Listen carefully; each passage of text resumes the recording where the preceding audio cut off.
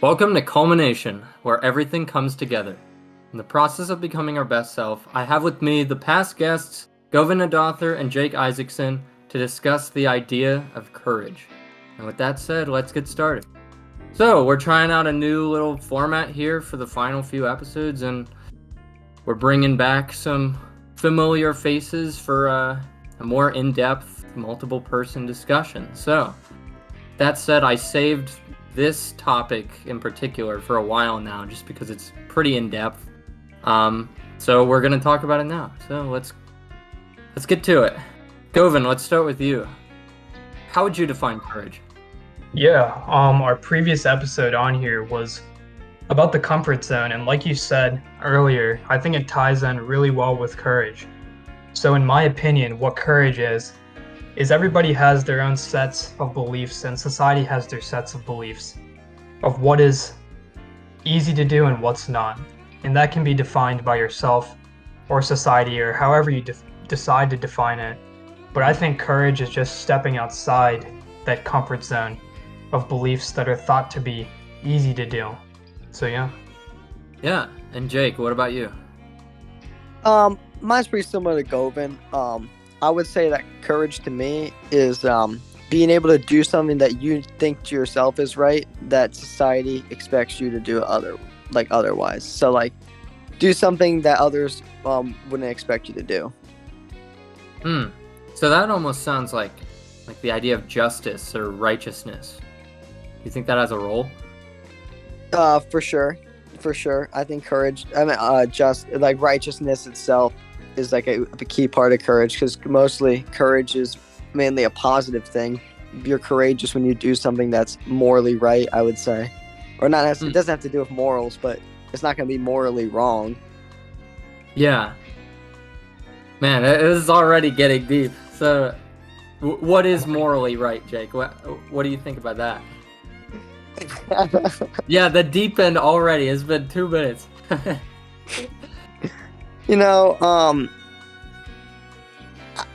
And Govind, maybe feel free not to step in at any time.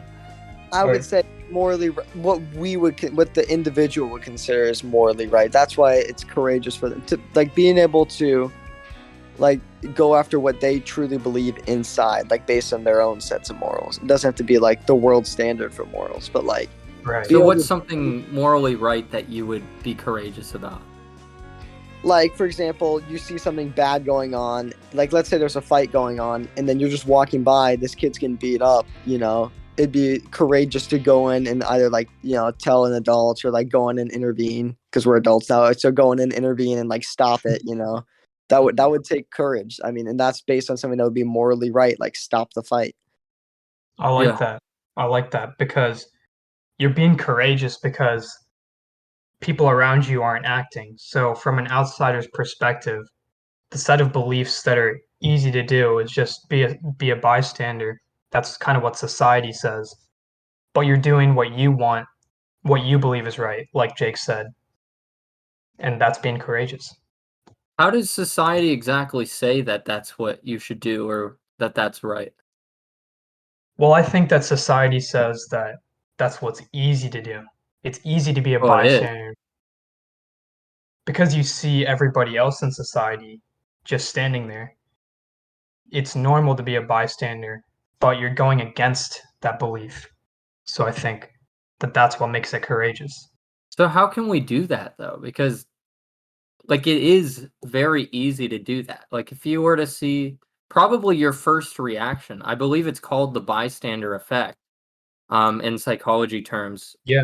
It's just like this idea where you just assume that somebody else is going to intervene. So when you see a fight going on in the back of the back alley of the bar or something, it's like, are you really going to step in? Because what if someone else steps in? Like, why should you take the hit? Well, if there's a fight in the back of the bar, I might not intervene then. They could be strapped up, Like, I wouldn't want to risk my life necessarily for a fight that just looks like a fight, Yeah. I might risk my life for a more serious, altercation, but I don't know.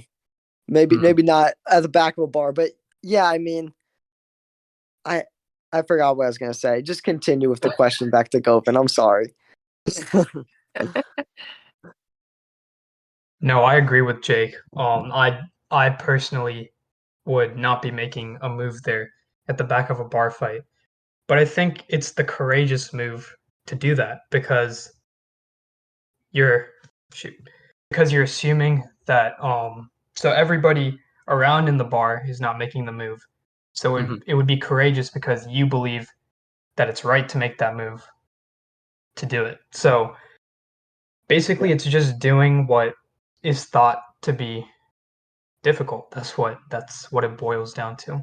Yeah. I remember what I was gonna say. I was gonna say you have to ask yourself. There's a difference between blind courage and like this well thought out courage. Like I feel like just going straight into the bar, like that bar fight and trying to stop it, is definitely courageous. Like it takes some serious balls to do that. But you have to ask yourself, like, what are the repercussions in that split second? Like, if I do this, like, how could this go awry? And that slows down a lot of people from making courageous decisions. That's why it's so hard because we ask ourselves what could go wrong, you know. So Right. that's why there's different types of courage in those situations.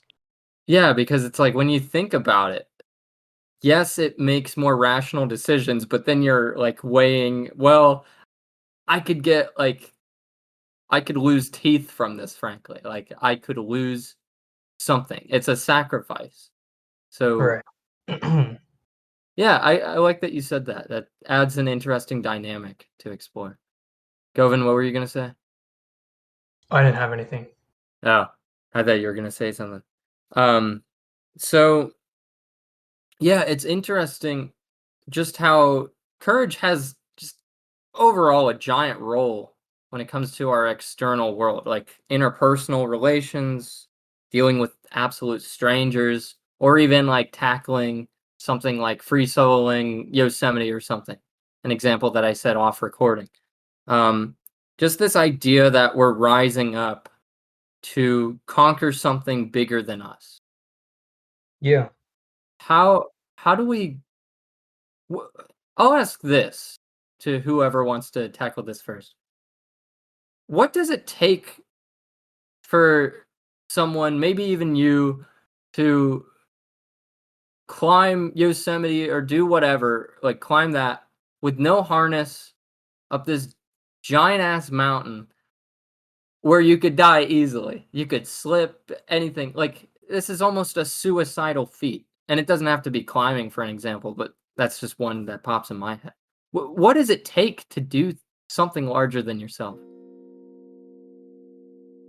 It takes a deep desire to believe that you can do it. You need a deep desire to do it, and a deep desire and a deep belief that you can do it. And you have a set of beliefs inside your own mind, like we talked about earlier, the comfort zone.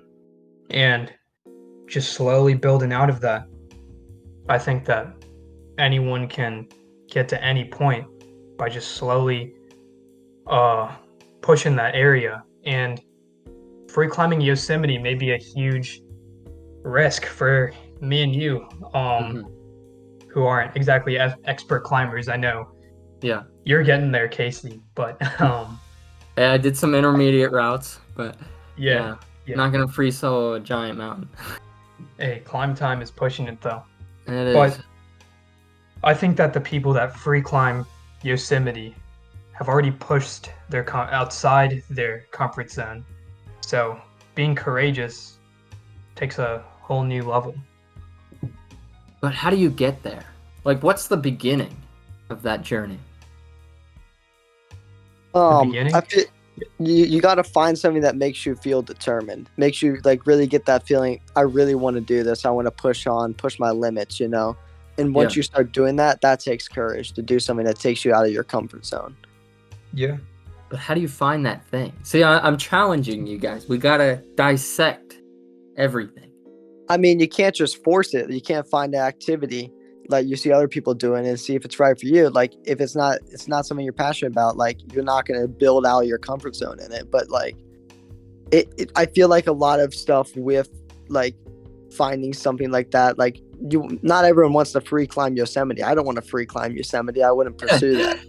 Like what about Everest?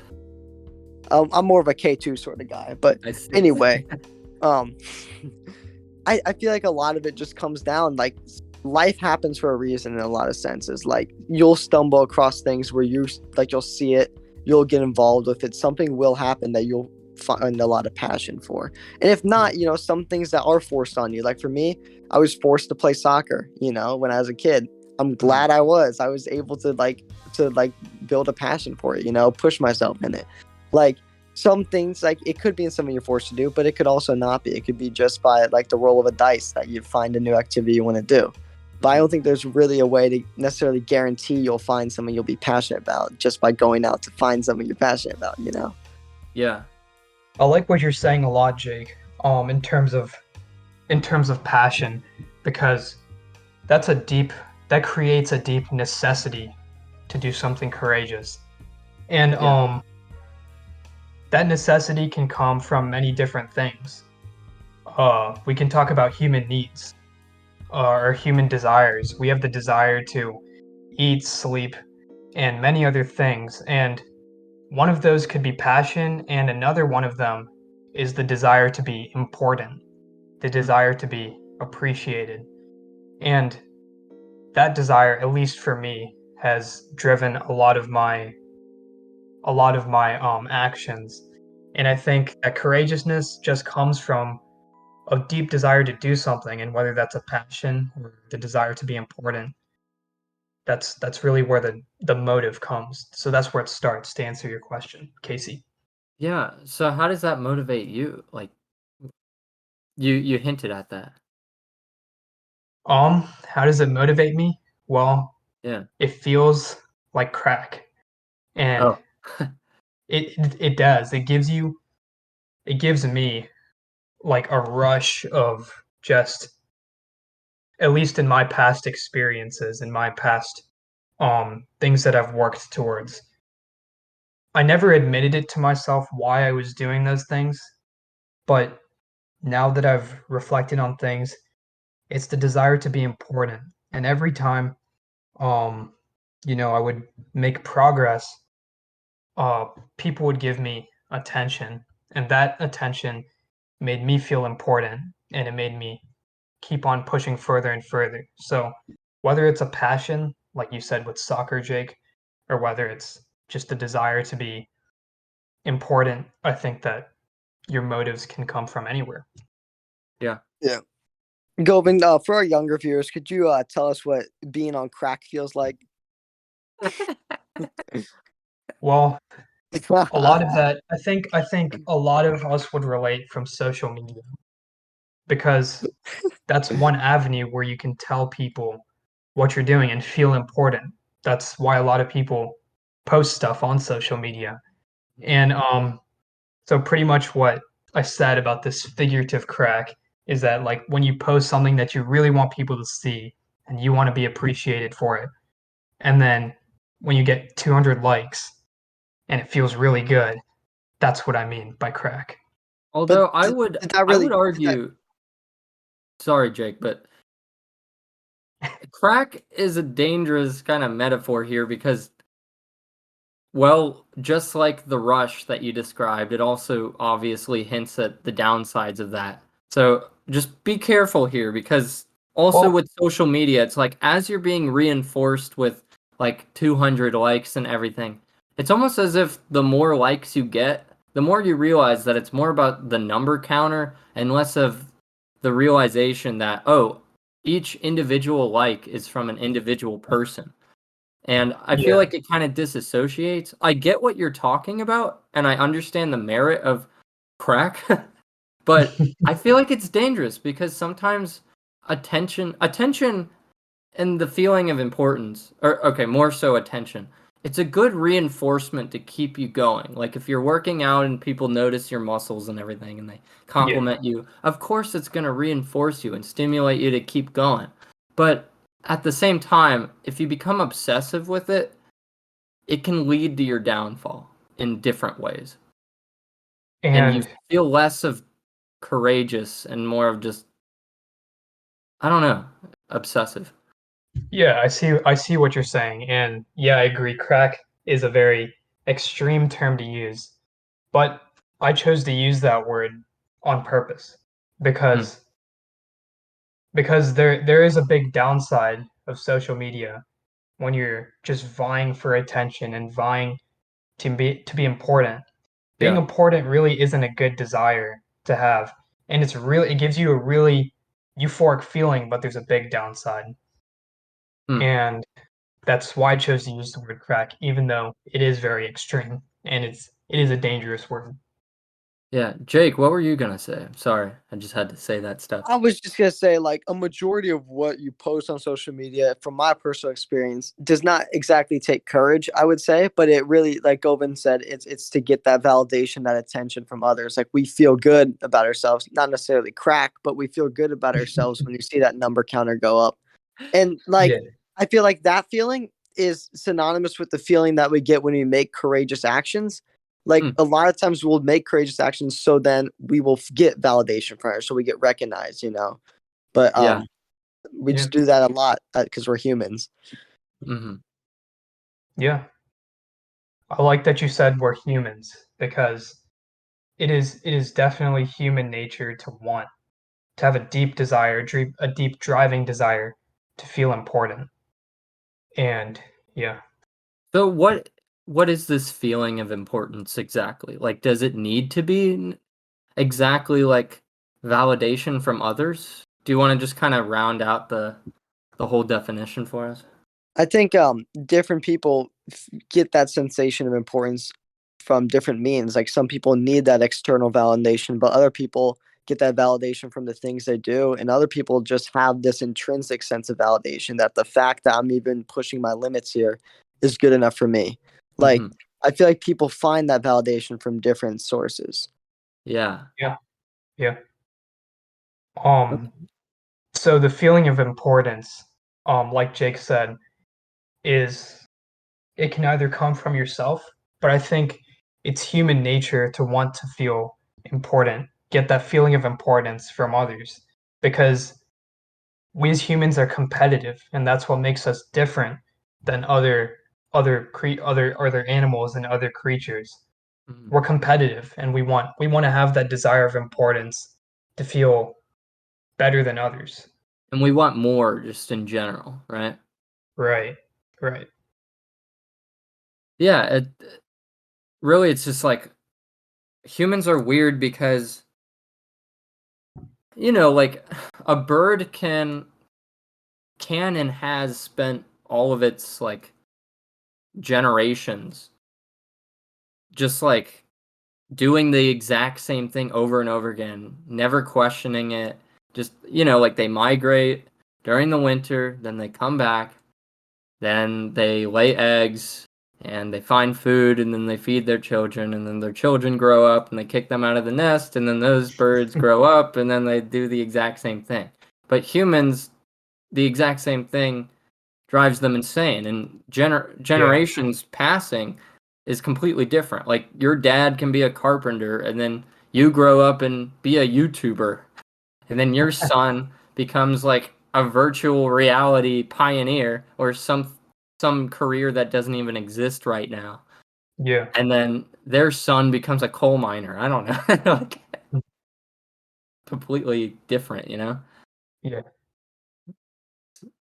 But all in all, it's like that need to evolve, that need to create innovation for better or just more. Sometimes it is to improve mankind. Sometimes it's for purely intrinsic purposes. Sometimes it's to provide a safer community for your family. Like it's yeah, just different means. right. And yeah, exactly what you said with the birds. Like, if humans just did that same thing over and over, we wouldn't be human. We wouldn't have all this technology. We wouldn't be here doing the things we do. Mhm. And so, like you said, like your dad's a carpenter, and then we grow up in this world where people are vying to create new things, so that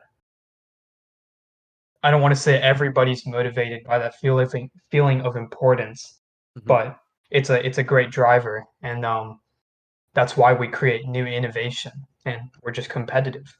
And yeah, Yeah. So how does competitiveness kind of fall under this? competitiveness Yeah. is what makes us become important.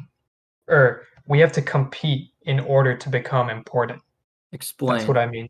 We have to, if you want to be important, in the definition, you have to be, or just in terms of what I think the word means, you have to be, in some ways, you have to stand out.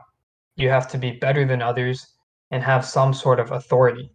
So Mhm. you have to be competitive in order to feel important.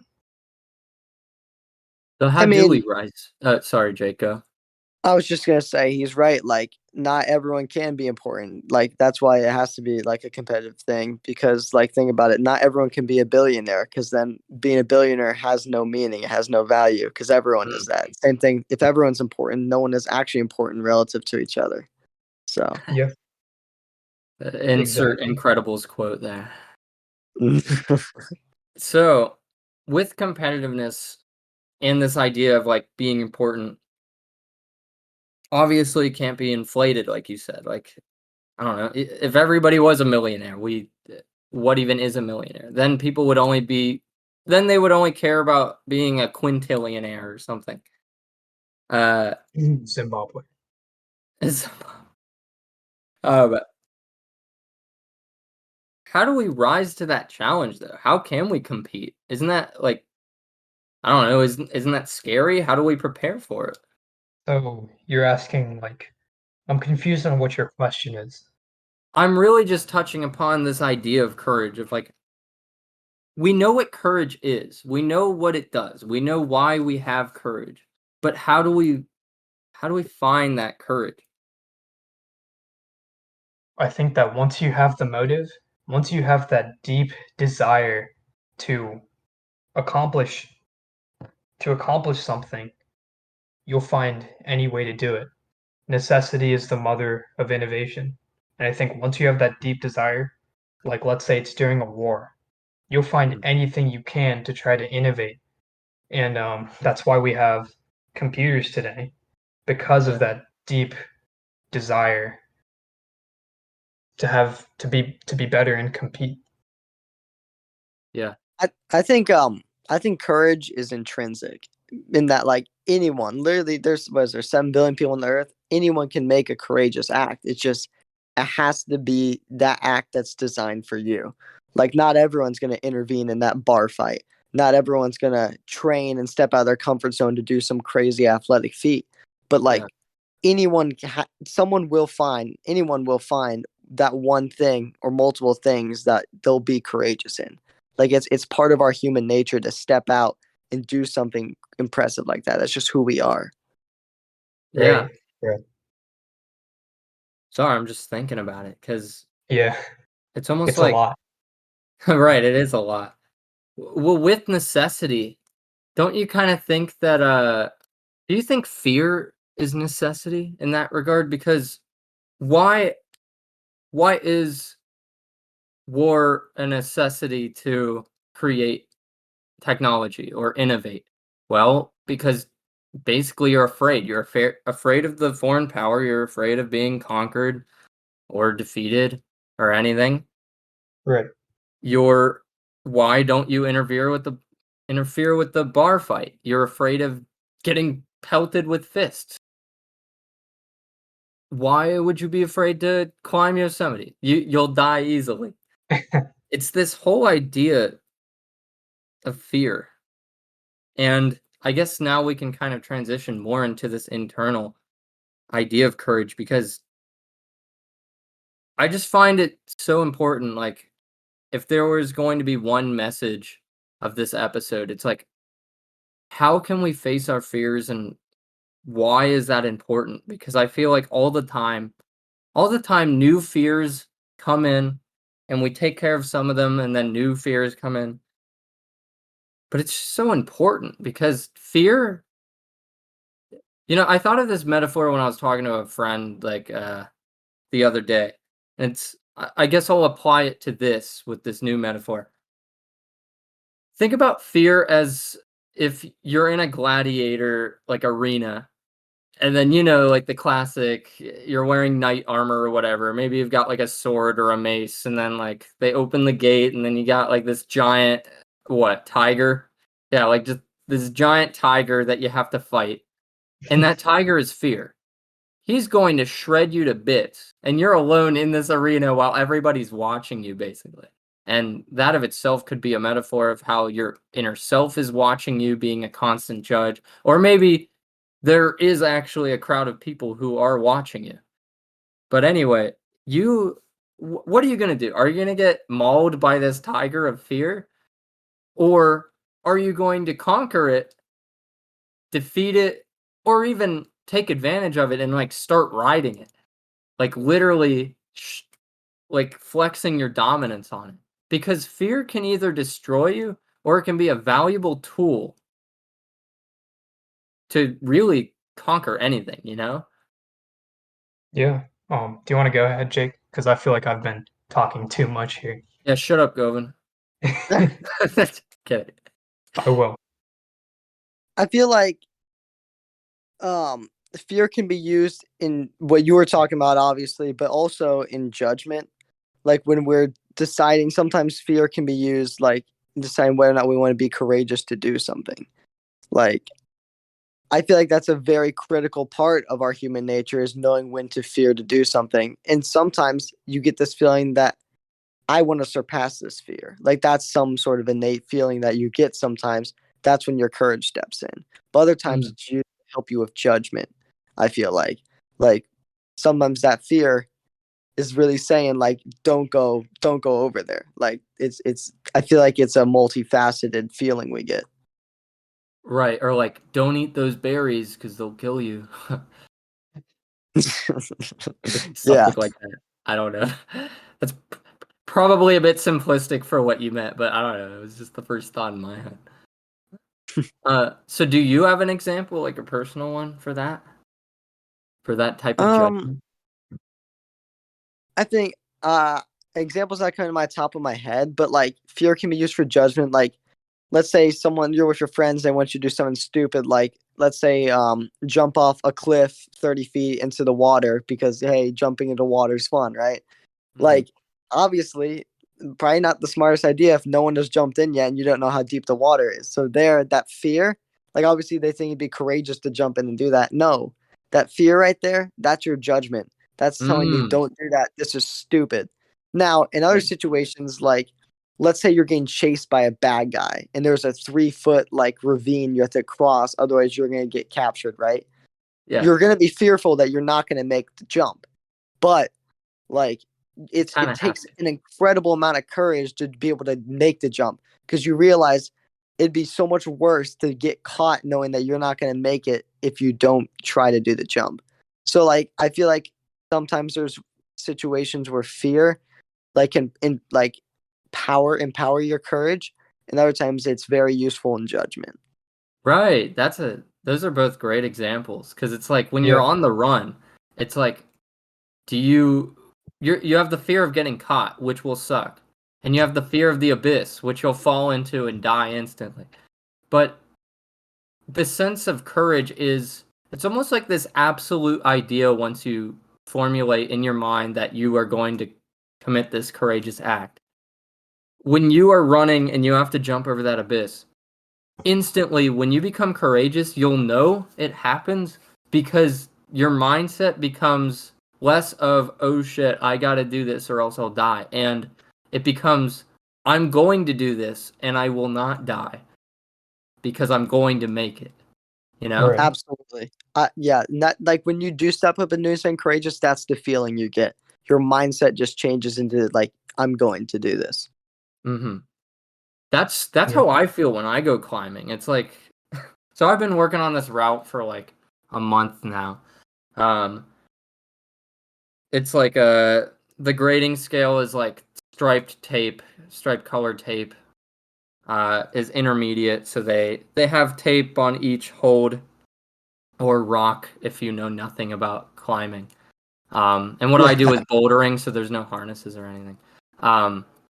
So this route is like in this cave, like it's a very steep incline where you're basically upside down, and then it leads you to out of it where you're, I don't know, you're just kind of on the outside and you have to touch the top of the wall. And I've done it many times, and I mastered like the in the cave section, so like part 1 I'd say, where I had to do like all this fancy footwork and stuff, and it felt awesome to figure that out because I literally Yeah. felt like Spider-Man. Like, woo! Okay, without the webs, but at least just like the acrobatics, I guess. But then when you start to climb out of the cave, it's like then you're greeted by these awful holds that are super tough to hold on to, and one of them hurts. So I literally had a barrier of this hurts too much to hold on to. I had to wait until my fingers basically were torn up to the point where I gained natural immunity to it. But I remember just so one time, like a few weeks ago, maybe 1 or 2 weeks ago, I went climbing. I don't do warm-ups because I just feel like I have the most energy then. And I just did it all in one try. I was like, okay, let's do it. And then I did it after like all that work. And I just remember like when I got to those hard parts, the second to last hold I've never like held on to before because I hadn't gotten that far. And it was so hard to hold on to, dude. Like, it was not fun. I had to hold both hands, and then I had to, like, lift my feet up, and it just sucked. Like, what do I do? It was at Yeah. a moment where it was like, okay, I can fall. I am going to fall. But I'm this close. I've never gotten this far before, and I still have energy, and I still have the will. So even though I was in an awkward place, instantly, it was like, I'm going to do this. I am not falling. I'm going to get the top. And you know what? I did. I did. Yes, sir. Yes, sir. Oh. So Sorry, I got a little bit into that. yeah, but I think that's great, like tying it back into courageousness. It just describes that you just had a deep motivation to get there, to prove that your previous that you could do it pretty much. Mhm. And yeah, so that deep desire just made you feel really good once you really got there. And yeah, so that's what motivated you. It was definitely that absolute, like, I can't fail now. Yeah, just in the moment. Yeah. Your mind is just pushing you to make it. When have you felt like that, Govind? Like, I know you've done a lot of stuff. Maybe your TED Talk? You want to talk about that? Um, I don't really think it took a lot of courageousness because it was like if we're talking about the aspect of public speaking, people say that's courageous because you're talking in front of so many people And and most it's people are afraid. nerve-wracking about what you're going to say, but I give the Mhm. talk virtually and I was able to record it. But I think in another aspect, your words are going up on YouTube in front of perhaps a lot of people. I don't know how many yet, obviously, Mhm. but a lot of people are going to see it. And yeah, so it is nerve-wracking. That's the fear aspect of it. And so I think that's what made it a courageous task, actually. Just knowing that many people are going to see it. But Mm. I'm kind of confused on like what you're asking about it. I don't know. Like, I just described a moment where I conquered my fear of, like, not only my fear of, I guess, falling or heights, but like, I don't know. I just didn't give up. Yeah, yeah. I'm looking for an anecdote, guys. You gotta wow me with your stories. I don't know if I'm gonna wow you with this Wow one, me, but Govind. I'll try my best, Casey. I'll try my best. So I think that giving this TEDx talk marked the end, or not the end, but it marked a significant point in a journey that I've had, and it started freshman year. And I considered myself a much more quiet person before I went through this science fair experience. And um, it just gave me a need to express myself. It gave me a need to express myself in order to succeed there. I would say the reason why, like I talked about before, the reason why I got into science fair in the first place is to just feel important. That's why I did it. And that forced me to express myself more to more people, to get more help. As a And side note, that kind of takes courage of itself to admit that, you know? yeah, but I think that once I've gotten to this point and been a different person, and I'm definitely not perfect right now, but I like to think that I've come a long way since then. And I think that it's within my comfort zone to go out and just talk about all the feelings I had. And and I think that a lot of my mindset has changed. A lot of it. In order to prepare for this TEDx talk, this is gonna sound really weird, but it was so I did my script and that took a while. And a while meaning I did it up until the day before. So I finally finished my script and I had none of my talk prepared. So in order to get the best experience of just presenting in front of people, I'm at summer and living at home. So what I did was I just drove to the side of the street on Cornell Road and stood in a field and I just literally presented to the public. Um, and that sounds very weird, but I just want to emphasize that this deep desire for importance has led me to this point where now my desire isn't importance anymore. It was to express, it was to educate the public about my topic. And I kind of lost my train of thought. I'm just trying to say that my mindset has changed and my beliefs of what takes courage and what doesn't has changed. Yeah. And yeah, I think it's been a great journey. It's interesting how it has changed too. Yeah, it's changed a whole lot. Yeah. And it's been nice like witnessing that myself too. Yeah, I appreciate it. But what about you, So Jake? yeah, Oh, sorry. Jake, what's your great awakening? My courage story is less so more that mental barrier, but I guess not mental. It's more of an athletic one, is what I'm trying to say. Okay. It's with running because I feel like I started running 7th grade, right? And in cross country and track, like when you do workouts, it hurts a lot. But it Yeah, does take a little bit of courage to, go through and push through workouts, push through going in an ice bath, stuff like that. Push through at races. Like that just takes courage to be able to go out of what your body wants you to do and just push on. And I feel like I had a great like ability to do that and push forward when I was in 7th grade. Then when I got into 8th grade, I tore a tendon in my knee. And ever like after that, like it was really difficult for me to like want to be able to push myself and like to be able to like push myself in training and then also in competition. So it sucked because I knew I used to be a person who could do that. And then when I got to freshman year, I was healthier and like it took courage to even go back to like running and training and stuff for soccer and also track.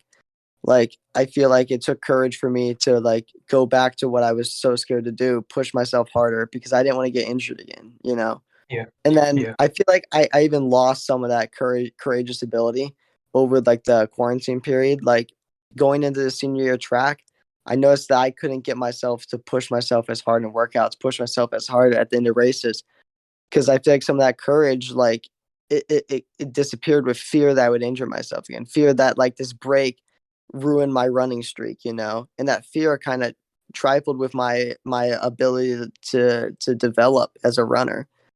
And that's where a situation where like fear didn't play a role in judgment, but actually detrimented my courage. It held me back. in a situation where I wish that it didn't. I wish that I could have been more courageous in my workouts and my races, but I just wasn't. And like, yeah, that's just what I have to say. I mean, fear plays a big part in our mental game when it comes to being able to like push ourselves and step out, like live your life in a way where you don't have to look back and say, I wish I would have done that. I wish I wasn't so fearful. I just be courageous in the moment. And that's, you can't just say, do that. Like, that's hard to just do that. But in your mind, like when you get in those tough roadblocks, like, how do I want to go about this? Tell yourself, how would I look back at this in 6 months, in a year? Would I be proud of how I acted? Like, I wish I would have asked myself that, because sitting here now, it's just I wish I could have redone it. Yeah. Yeah. Yeah, and it's not only is it just the idea of like how will you view this in the future, but also just like don't rob yourself. Like you have every right to do, and not like I'm not lecturing you. I use you in general, but like don't. If you like to run, if you like to climb, if you like to do public speaking or anything, don't be any less than you could be, because there's no real reason for it. If you're afraid to give it your all and then have somebody make fun of you or get rejected for it, well, the alternative is you don't give your all and then you bank on worse chances for people to accept you. So you know what I mean? Like, the alternative is being anything less and suffering the consequences, which is such an interesting complex to me, because you enter that stage of thinking from fear of being rejected at your best. So, and for intrinsic purposes, that was more of an extrinsic value. It's even worse when you don't give it your all. Like, if I go to the climbing gym and I don't like go all the way, like, why? What's the point? Why wouldn't I go all the way with it? There's a crash pad that is perfectly like fluffy and like bouncy enough to like I'm not in danger if I fall. There's literally no repercussions. So I can't worry about that. If I'm afraid that I'm weak, well, that's just stupid. Like, I'm doing something very strength intensive. So, well, okay. Some people, they do feel weak, but I don't know. Why be anything less? Because when you complete those routes, when you do something truly difficult, something that you sought out to do, like, I could have given up on that one route. I really could have. I probably was, until that one day where I was like, yeah, I could give it a shot. And sometimes you do need to step away. Like, don't become so angry and fixated that every time you do it, you just get more mad when you can't do it, because then, then you start to lock up and it's more about being angry than focused. So sometimes it requires a break, but overall, be the best. Yeah, and then also, I would like to say, try to minimize actions that you'll later regret. Like, regret, whether that be minimize doing stupid stuff or just minimizing missing out on things. Now, that missing out part, that doesn't mean go outside and do something moronic, but like, try to live, live your best life, but like, try to do things that like require courage. Try to step out of your comfort zone. Try to, act in a way that you'll look back and be happy about. Like, I know, like, if I was in, rock climb, Casey, but I can only imagine like getting 80% up a wall and then being fearful and like not going to the very top. That would eat me up for the rest of the day. Like, why the hell did I not go all the way? Like, it's stuff like that where like, don't just do it. As Nike likes to say. Right. Well, because difficulty makes you stronger when you conquer it. And also, why not, like, not only what I was talking about is like, why not be the best for you and for everyone else, but also like, why not just take care of the things that will make life better? Because not only will that minimize the amount of regret that you feel when you don't do that, but also every day onward, is better. Like, if you have a problem between you and your partner in a relationship, it's always scary to bring it up. But I mean, maybe this is just my like values when I think of a relationship. It's like I believe that I don't know, like if you're with them, if you're a partner of theirs and they're your partner, you should be able to tell them anything because that's kind of like the point, you know? Like they're your mutual confidants in that regard. So if you don't trust them, if you can't tell them to their face your problems or like what's wrong, like why are you even with them, I guess, you know? Like, and saying this thing, it might not be pretty. And make sure it's like developed, of course. Like, don't just go in there and say something you'll regret just for the sake of being impulsive. Like, after a lot of time thinking, why not just say it so you can talk about it, you can figure it out, they can help you, and it will make everything better. You don't have to worry about it anymore. Yeah. Don't let irrational fear slow you down. Like, rational fear, that's all good, but don't let the thought out decisions where you're still fearful. Like, if it's it's stupid fear, don't let it slow you down. Mm-hmm. Govind, what about you? What do you think?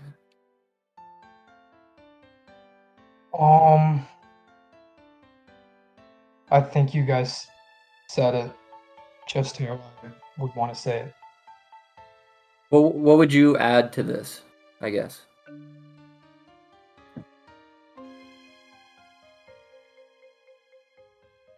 I got nothing. Okay. I just kind of wanted to include him because we're like empowerment, regret, fear. No, I and think then, you guys said it pretty well. Govind regrets not talking more. I understand. Govind, don't do that. He'll regret. He'll look back on this podcast forever and be like, "Why didn't I speak more? I had something I had stuff to say. I had something to say." Govind, Put listen to your peer heart. pressure in me. You gotta have the courage, Govind. Looks like I don't have it. And don't have the courage. So, did we talk about necessarily like confronting ourselves? We did not, but I feel like we were talking about like judging ourselves before we do things. But like when we're making a bunch of poor decisions and like we can't mask it and tell ourselves that it's courageous. No, like some decisions are stupid. We need to confront ourselves sometimes and give us some reality checks. Like, don't be a moron. This is wrong. Yeah. Mm-hmm. But also, I guess more of my thinking was having the courage to like admit I'm an alcoholic or I have a problem of some sort or just That takes a lot of courage. Like that's big. Right. So I mean, none of us are alcoholics. Well, not just kidding. Yeah. I was kind of waiting for that, but like how why I mean, we need to identify these things. We need to accept them because that's the first step. We all know this. Right. I think that admitting you're an alcoholic takes a lot of courage because your predestined beliefs are constantly telling you that, oh, I'm fine and I don't have a drinking problem and I'm okay. That's what everything in your mind is telling you. Yeah. But to admit deep down that you are an alcoholic takes that courage to go against your beliefs. No, it's true, yeah. Yeah. Cuz it's like this denial. Like we all have this denial when we don't want to face ourselves. Or even like, it's the first step of the 5 stages of grief. It's like it's too much to bear to realize that somebody died, that somebody has passed. So we automatically go into this state of denial because we can't accept it. Having the courage to be strong, like maybe that's something we'll have someday, but it's too hard to handle at that moment, Yeah. Yeah. And especially Yeah. like with something ongoing like a drinking problem or porn addiction or I don't know, like drugs, crack. You know? I love Any crack. yes. Something like that. I don't know.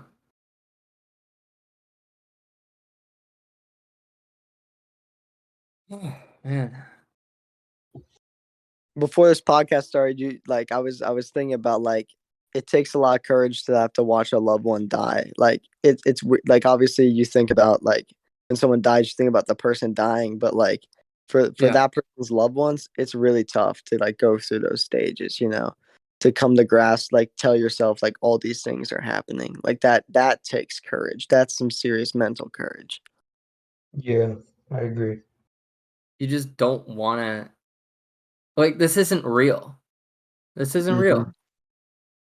This isn't happening right now. And then, that further contemplation of why me? Why has this happened? Why so suddenly? Or like, I don't know, when a loved one is diagnosed with cancer or some other disease, or really, like, even though it's a little different than them actually being dead, it's like any threat to the homeostasis of our lives. It's just scary as hell, frankly, you know? Right. You've probably personally dealt with that, right, Jake? Yeah, that's what I was thinking about it. How did you what was kind of the stages you went through? Like, how did you deal with it from the beginning, like the initial reaction up until now?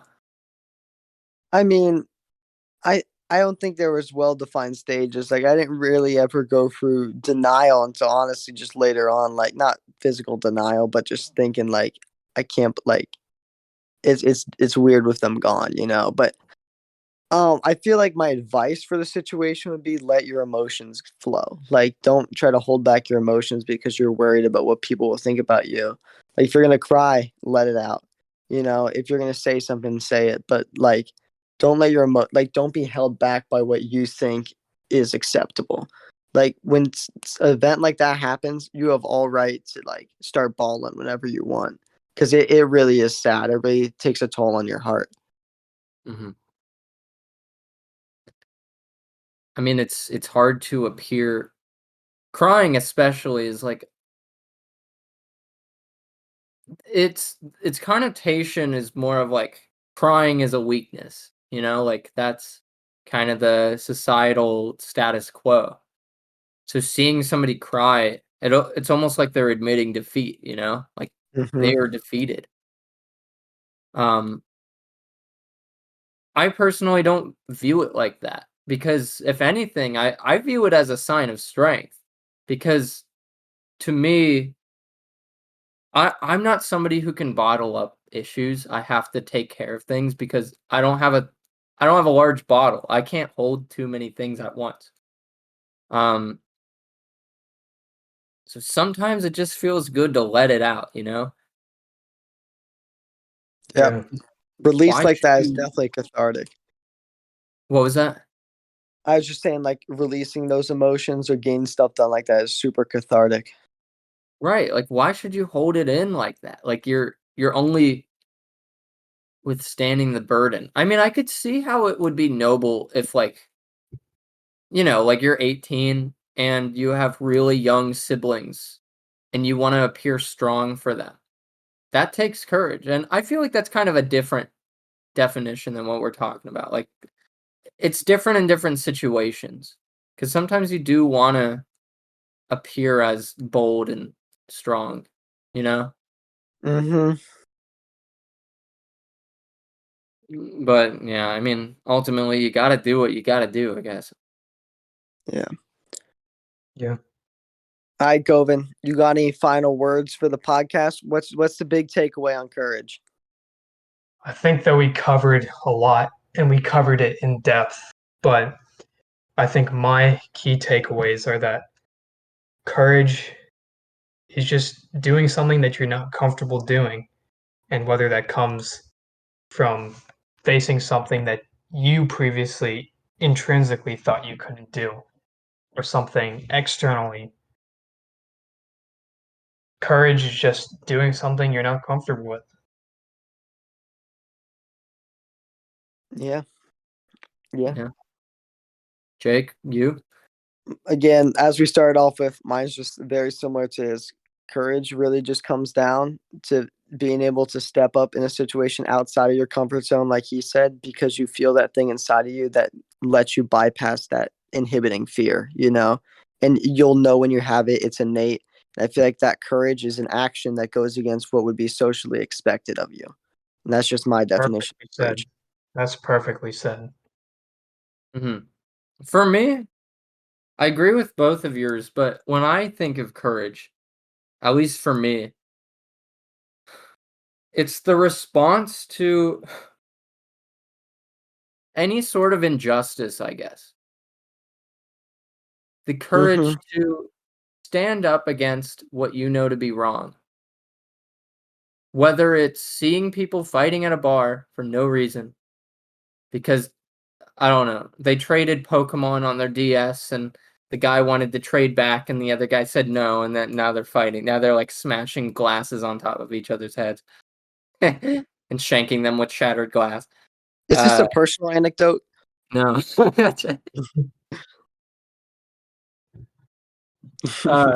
No, it is not. But I gotta recalibrate now. Thanks. So